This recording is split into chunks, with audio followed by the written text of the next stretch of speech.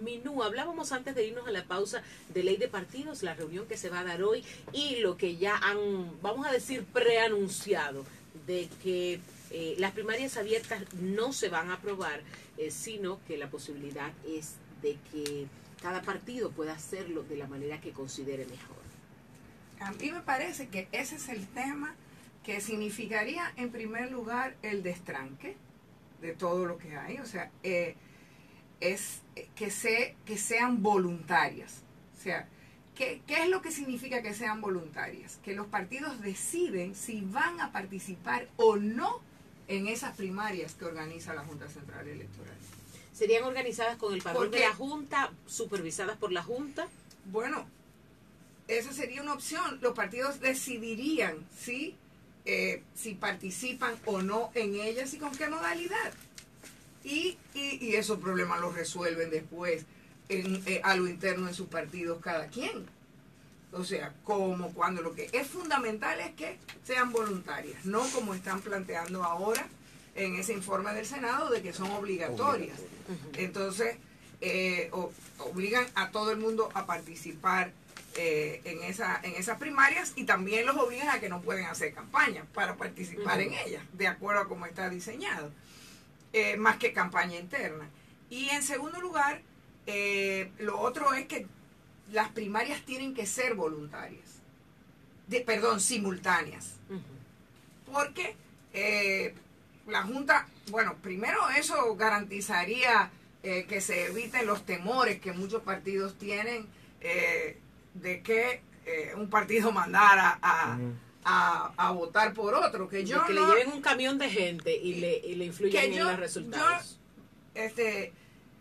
Yo creo que se resuelve con la simultaneidad inmediatamente, porque la gente va a votar por el candidato que quiere que sea su candidato. Y si hay competencia entre candidaturas de un partido, pues la gente va a ir a apoyar su candidato de su partido, no va a ir a tratar de incidir, va a dejar de votar por el suyo para ir a incidir en la elección que hace otro partido, porque dice que le conviene más. Lo que más le conviene es que su candidato su precandidato sea el candidato. Y eso se resuelve con la simultaneidad. Y además la Junta Central Electoral no pensará alguien que va a poder estar organizando una primaria hoy, otra el domingo, otra, o sea, eso es absurdo, ilógico, impracticable.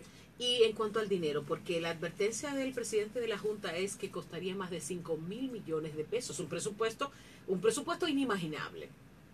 Bueno, a mí me parece, me preocupa también que se utilicen ese tipo de argumentos. Yo no lo veo tan complicado. Es decir, lo que pasa es que hay que organizarlas bien, porque además lo que se trata es de poner los nombres de los candidatos en la boleta. Entonces no es verdad que una boleta va a costar más porque tenga 20 nombres o porque tenga 15. Va a costar exactamente lo mismo. Lo que hay que hacer es un buen diseño de esas primarias y determinar cómo se van a diseñar esas boletas, y valga la redundancia. Y eso se resuelve de esa manera. De que son complicadas, pero son una selección de candidatos, las primarias, no son una elección. Y por último, y por eso digo que ese es un argumento que me preocupa y que no me gusta escuchárselo plantear a gente que habla en nombre de la democracia, de que va a ser mucho trabajo, porque nadie nunca seleccionó a ninguno de los miembros de esa junta diciéndole: ustedes van a organizar las elecciones y todos los procesos electorales poniéndole nada más si son tantos candidatos. Si son más de ahí, ya ustedes no están obligados. No, cuando ellos aspiraron a asumir su responsabilidad en pleno, con todos los desafíos, los retos, la complejidad que estos procesos tienen, y sobre todo conscientes de la necesidad de mejorar lo que se ha hecho hasta ahora, de volverlo competitivo, de permitir que se respete la soberanía del voto popular por primera vez. Y eso es lo que tenemos que demandar. Y que se haga en las primarias, y que se haga en las elecciones municipales, y que se haga en las elecciones presidenciales y congresuales, en todos los procesos de los cuales la Junta tiene la responsabilidad de llevar a cabo. Lo que sí también es un elemento que preocupa, o que debe preocupar, es el hecho de que la modalidad que sea que apruebe el Congreso puede entrar en contradicción con esa propia Junta Central Electoral, que sobre todo el presidente de la Junta, se ha declarado a favor de una determinada modalidad, y él ha sido abanderado de la inconstitucionalidad de lo que quiere aprobarse en el Congreso. Entonces, si se aprobara como quiere el danilismo, si finalmente se salieran con la suya y lo aprobaran así, eso significaría que habría un conflicto de intereses muy notable, entonces, con el órgano que va a organizar esas primarias. Buenos días, don Georgie Rodríguez. Muy buenos días, caray, qué privilegio tiene esta cabina hoy. Minú Tavares Mirabal. Así es. Una mujer con una historia, ¿no?, detrás. Y delante también por su actuación en la vida política del país. Gracias. Minú, a 57 años del ajusticiamiento. Nosotros, la República Dominicana ha tenido evolución en muchísimos aspectos. Sin embargo, en el ámbito político vemos cómo hay tendencias o personas que insisten en volver al retroceso. Y esto te lo materializo en la posible liderazgo o selección de un nieto, alguien que aspira y ha hecho sus pronunciamientos tanto a nivel internacional como nacional de aspirar a la presidencia de la República de la República Dominicana por un movimiento político que incluso que ya le endosaron uno. Entonces, ¿cómo evalúas tú esto de parte de incluso algunos grupos que tienen expresión en Estados Unidos en apoyo a este tipo de candidatos?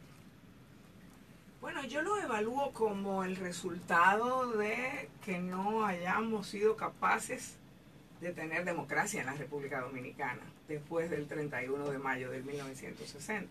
Y no hay democracia en la República Dominicana. No hay separación de poderes, no hay justicia independiente y tampoco hay elecciones libres, limpias, competitivas.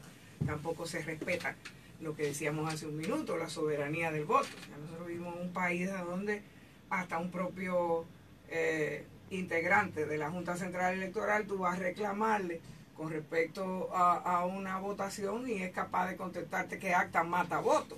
O sea, y eso es algo demasiado frecuente, demasiado común, y por ahí es por donde se hacen la mayoría de los fraudes que han estado presentes en todas las elecciones de la República Dominicana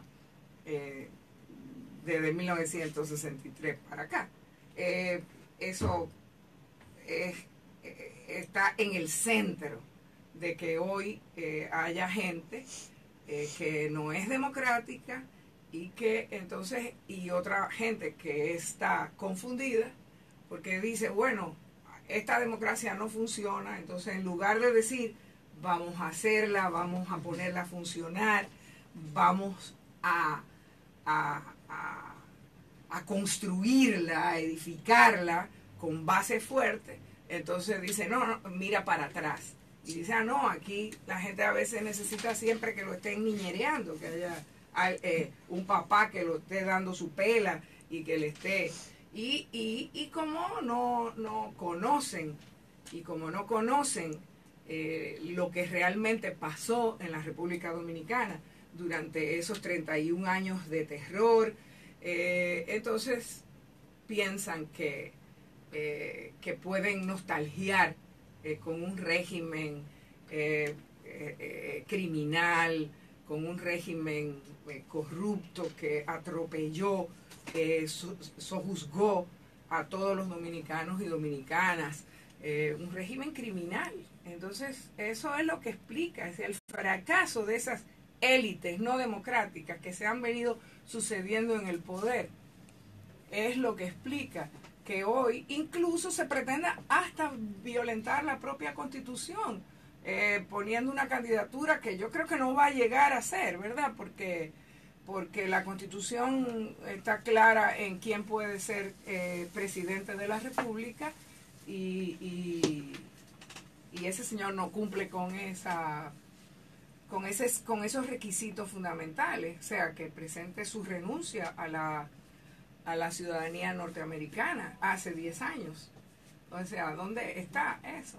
Así que esto es todo, a veces hasta pensamos que sea hasta un montaje que le conviene a quienes están en el poder para ir creando una situación y poder ellos otra vez cambiar la Constitución, violentar el Estado de Derecho y salirse con la suya para seguir saqueando el país, porque a fin de cuentas, si hay algo que queda claro de esta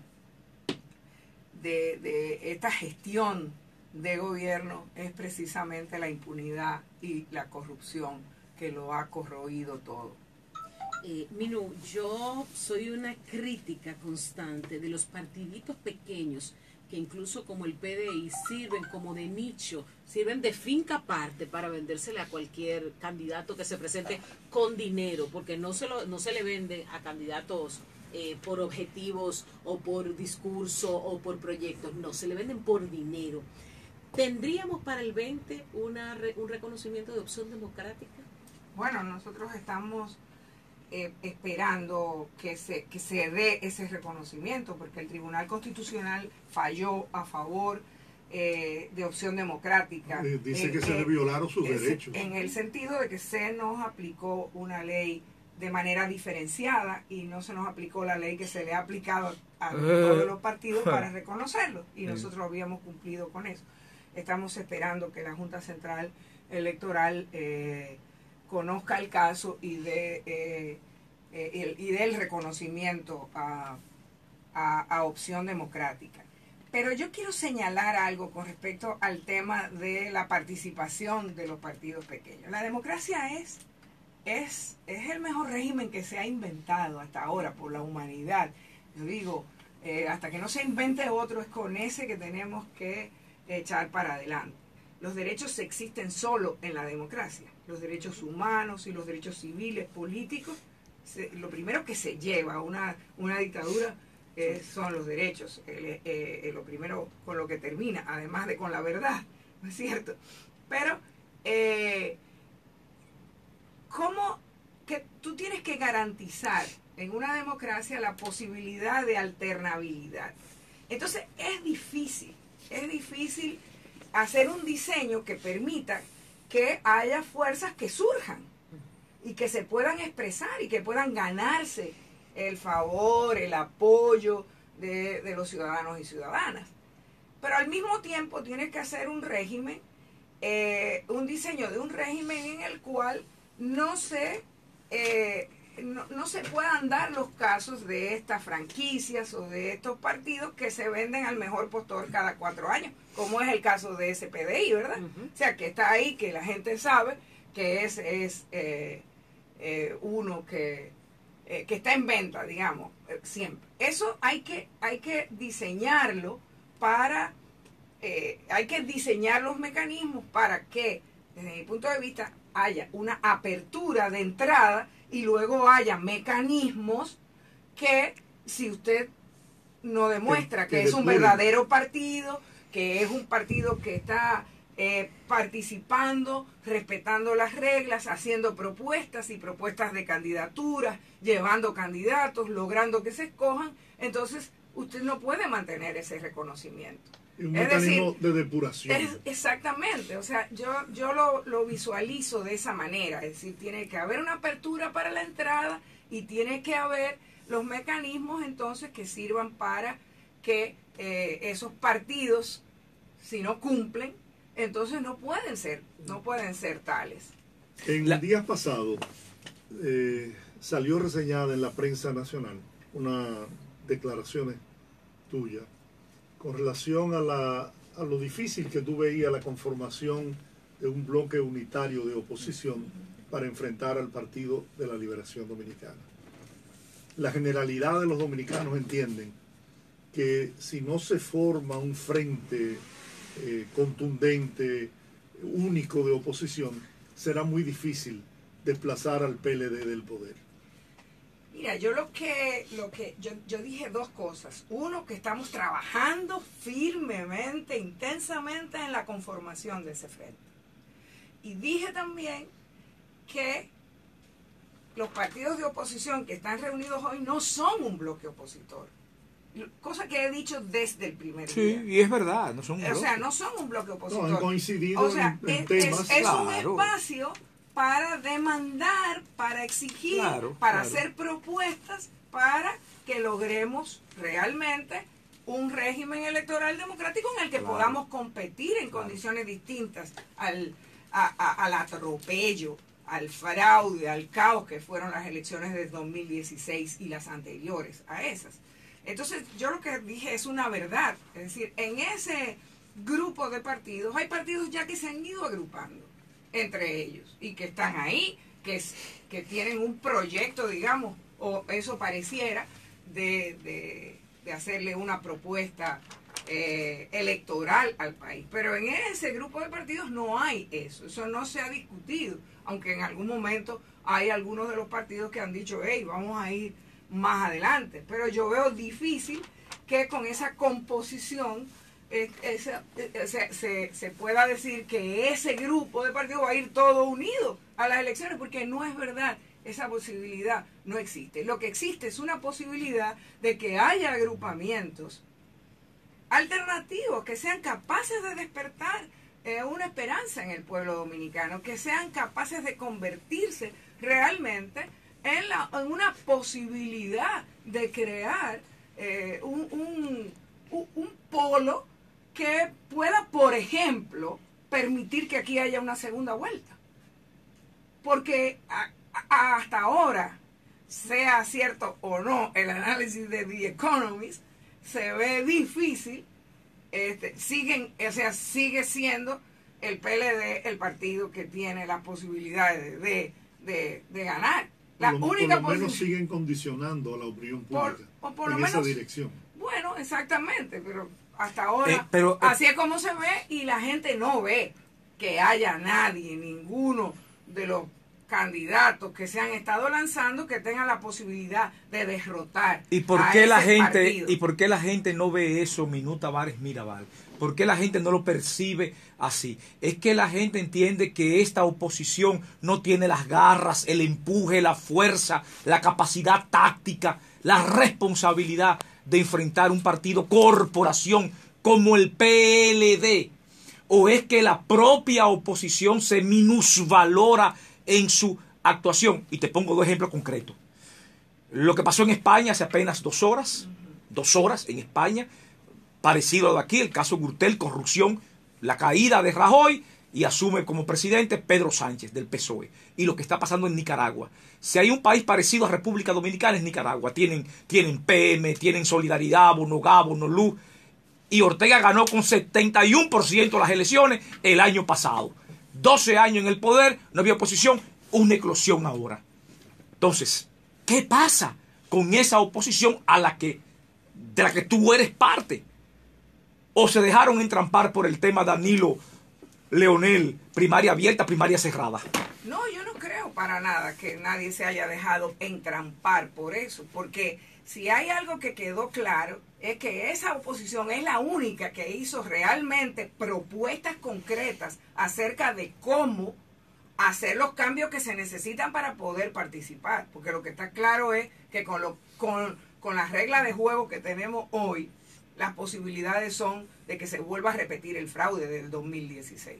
O sea, entonces ahí hay una concertación de voluntades que han coincidido para eso, pero que luego no coinciden en la visión de país que tienen, en la propuesta de país que tienen. O sea, tú no eres un partido y no te conviertes en un partido y no te afilias a un partido porque sí, sino porque tú tienes una serie de ideas que ese partido representa, una serie de aspiraciones de país que ese partido representa.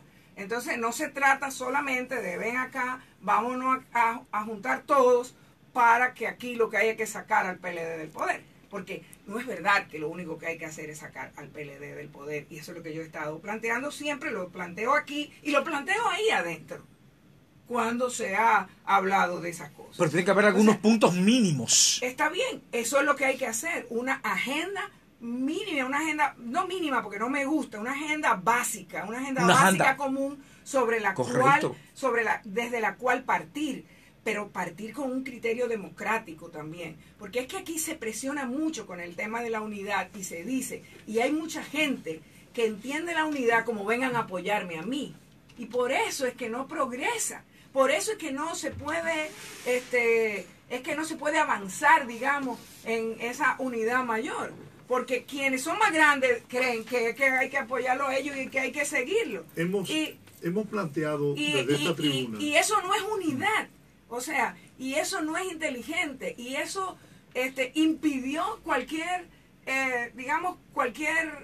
conglomerado mayor para las elecciones del 2016. Entonces, lo primero que hay que desprenderse de esa visión bastante poco democrática, egocéntrica, exacto, y bueno, yo soy el que tengo más votos y por lo tanto a mí hay que seguirme, porque no es así. Sobre todo si además de eso, en un momento en que la República Dominicana se ha empezado a movilizar alrededor de esas demandas, claro, que son las que ha llevado, por ejemplo, a que en Nicaragua esté la movilización a los niveles que está hoy, contra la corrupción y contra el autoritarismo, o que hoy mismo hayamos sido testigos en el mundo de cómo hay un cambio de gobierno que nadie imaginaba hace 2 semanas en España. ¿Y qué fue lo que movilizó, lo que permitió ese cambio? ¿Qué fue? La condena por corrupción. Fue la condena por corrupción, y esa condena por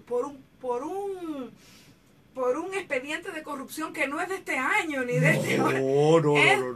Pero los protagonistas son los mismos. Así y siguieron siendo impunes. Así Entonces, es. por eso es que yo digo que la justicia se hará. Sí, señora. Y que podrán seguir haciendo lo que están haciendo hasta un día. Hasta un día. Eso es lo que hay. Y si queremos construir realmente una alternativa, tenemos que hacerlo desde la democracia y tenemos que hacerlo desde el compromiso con el fin de la corrupción y con el fin de la impunidad. Y ese compromiso lo tiene que demostrar todo el mundo, y se demuestra muy fácil a través de una participación democrática, de una elección democrática, tal vez de candidaturas que no estamos ni siquiera pensando en este momento, pero que deberían tener la posibilidad de surgir y tener un espacio desde el cual promoverse. Y tenemos que hacerlo también demostrando que estamos comprometidos con no ser cómplices de la corrupción nunca más y no permitirla en ninguna gestión, trátese de legisladores en su ejercicio o trátese de alcaldes, que logremos que salgan electos en distintos municipios y en distintos distritos municipales del país. Y es un compromiso también con que sí vamos a tirar piedras para atrás, porque para construir la justicia, para tener justicia, hay que tirar piedras para atrás. Eso es de lo peor que le ha hecho, el peor daño que le ha hecho a la República Dominicana es esa impunidad, que se expresa ¿cómo? Se expresa a través de cosas como el borrón y cuenta nueva, o se expresa a través de planteamientos como no vamos a tirar piedras para atrás, o se expresa a través de expresiones como yo no juzgo a ningún presidente anterior, que me haya antecedido a mí. Eso es impunidad. Todo eso es impunidad. Y todo eso es lo que tenemos que terminar. Y para terminarlo, lo tenemos que hacer con quienes tengamos ese compromiso. Porque si no, le estaremos proponiendo a este país que todo siga igual. Y todo no puede seguir igual. Esta transición hacia la democracia tiene que terminarse. Y tiene que terminarse, y solamente se puede terminar cuando actuemos democráticamente y construyamos esa democracia que no tenemos. Cuando haya justicia en la República Dominicana. Acabas de utilizar una expresión que nosotros hemos ponderado a diario por esta tribuna: transición. Y el país demanda para el próximo cuatrenio un gobierno de transición. Porque si bien es cierto, como señalas, que no es solamente sacar del poder al PLD, no es menos cierto que se hace necesario la salida del PLD para poder cambiar el control de todos los componentes del Estado Dominicano en manos de un solo partido. ¿Cómo llegar a eso? Tú lo planteas ahora mismo también. Puede surgir una figura, un candidato que pueda unificar a toda la oposición, que no necesariamente tiene que venir de las filas partidarias. No necesariamente tiene que venir de las filas partidarias. Tienen que despojarse de los intereses particulares y pensar en el bien común, pensar en el país. Ese es el compromiso que todo político democrático que ama a este pueblo, a este país, tiene que tener por delante. Y es como tú dices, no es creerte que porque tienes la mayoría o eres el partido mayoritario, hay que apoyar el candidato de ese partido. Hay que buscar una figura capaz de conducir y de dirigir la transición que este país demanda. Bueno, yo digamos que yo tengo, hay unos matices que sería importante ver. Yo creo que es que nosotros hemos estado en transición desde hace demasiados años. 57 años. Y además, cada vez que viene un nuevo gobierno, se agarran eso de nosotros vamos a hacer de transición para no hacer justicia. Para perdonar a todos, ¿verdad? Para decir, yo no juzgo presidente, por ejemplo. Entonces, con eso es que tenemos que terminar. No hay que tirar piedras para atrás, yo estoy contigo. Y hay que, o sea, oye, los que han saqueado este país, lo que han terminado con él, lo que han impedido que aquí el crecimiento económico que tanto se exhibe sea uno que vaya a mejorar la calidad de la vida de la gente, que la gente pueda vivir bien en la República Dominicana. No es mucho lo que deseamos. Que si somos uno de los países que más crece, con una economía más sólida del mundo, supuestamente de acuerdo con las cifras que se dan a conocer por las propias autoridades, entonces aquí debiéramos ser un país en el que nadie se quiere ir de él.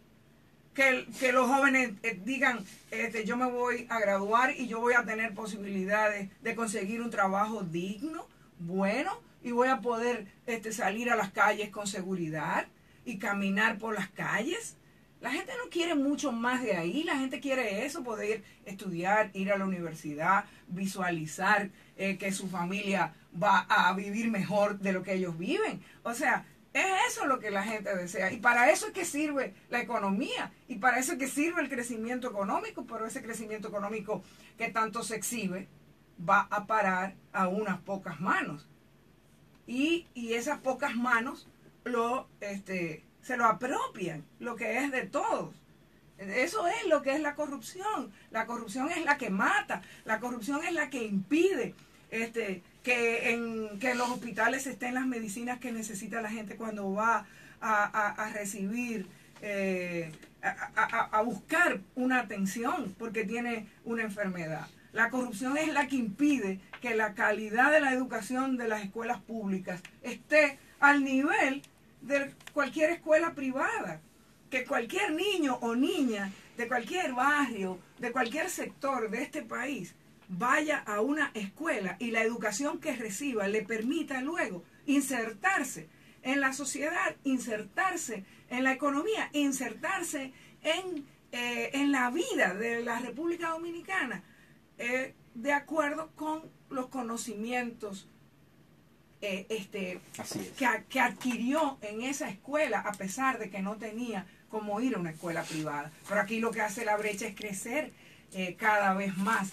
la desigualdad, la pobreza, es el pan nuestro de cada día y con eso tenemos que terminar. Entonces, tenemos que hacer